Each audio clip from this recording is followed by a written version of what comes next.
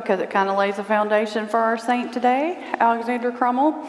And I will say this will be the first and only time I will quote John C. Calhoun from this pulpit, or any pulpit.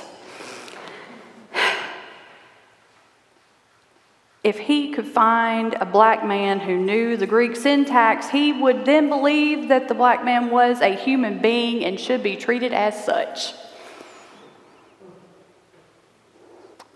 It is this quote, overheard by Alexander Crummell in 1835, that spurs him on to become one of the greatest African American intellectuals that will go on to influence people like Marcus Garvey and W.E.B. Du Bois, who will go on and spend 20 years in Liberia and try to help colonization efforts, even forced conversions. But he's also the first black man to graduate from Queen's College in Cambridge. He's an abolitionist, an advocate for black rights, and he is the man that W.E.B. Du Bois writes this about. I saw Alexander Crummell at a Wilberforce commencement session. Amid its hustle and bustle, tall, frail, and black, he stood with simple dignity and an unmistakable air. I talked with him apart, where the storming of the lusty young orators could not harm us. I spoke to him politely, then curiously, then eagerly, as I began to feel the fineness of his character, his calm courtesy, the sweetness of his strength, and his fair blending of the hope and truth of life.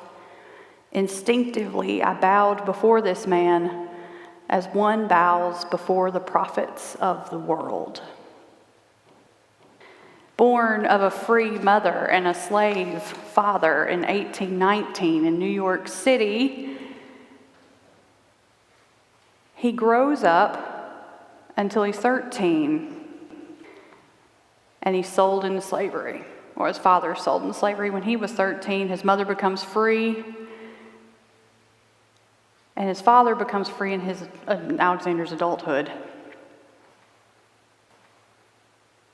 His dad could neither read nor write, but he made sure that his children had tutors who taught them to read and write, and he would ask them to read Shakespeare and Milton and Pope to him, and then he would recite them by memory.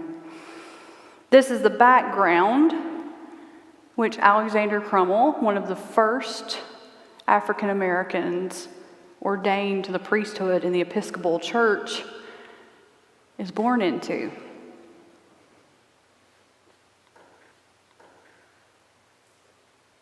Ecclesiastes gives us the best characterization of what we could think about Alexander Crummell. He will show the wisdom of what he has learned, and he will glory in the law of the Lord's covenant. Crummell would go on to do whatever he could do to learn and to advance in order to show that he and other black people like him were human beings and were part of the church at large. When he goes forward for ordination, the Bishop of New York allows him to go through the process and says, yeah, okay, good for you, but you're not going to general. You got to go somewhere else. He ends up having to do private tutoring in Massachusetts, gets ordained there, and then when he tries to participate in their councils, are told that he cannot. He's told he can function as a priest, but you can't have any part in the councils of the church because of what you look like. The structures of his time tried to hide him under a bushel basket, tried to hide the light that the gospel calls him to show. But Crummell beats that away at every part. He goes on to learn and grow and become one of the most learned people of his generation. He writes books and treatises all over the place, and aside from the unfortunate time in Liberia, grows to become a big influence in African American history, although a very quiet influence.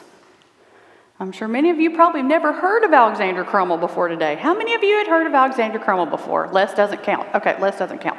All right, okay. All right, a few of you.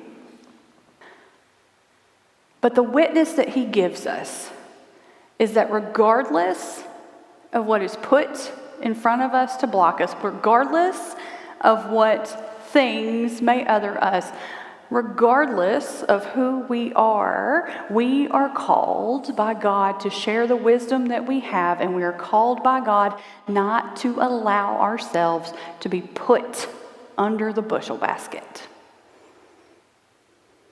In a time where it is so easy to be quiet and calm and just... This is the time where we show the light of Christ. This is the time where we push the basket off of us. Baskets, depending on the weave, can either completely hide your light or still let glimmers come through. But when it's pushed off, the blaze is illuminating.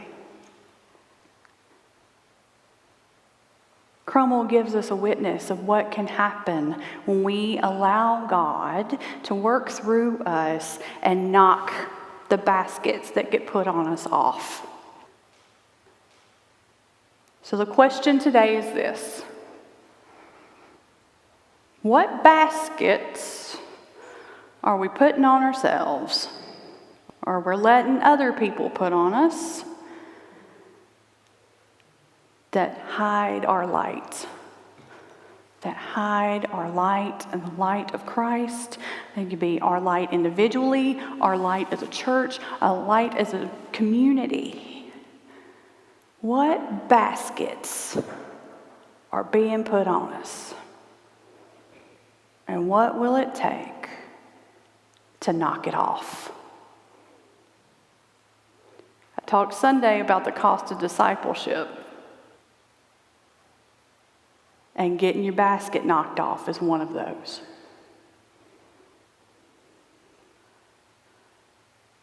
Think about it. Pray about it. And you'll be amazed how many baskets you may see. And then you'll be amazed how easy it is, with the love of God, to kick those baskets right off. Don't hide your light. Shine up the room. And use your wisdom like Crummell did to spread the love and joy of Christ with all that you meet. Oh, Lord, may it be so. Amen.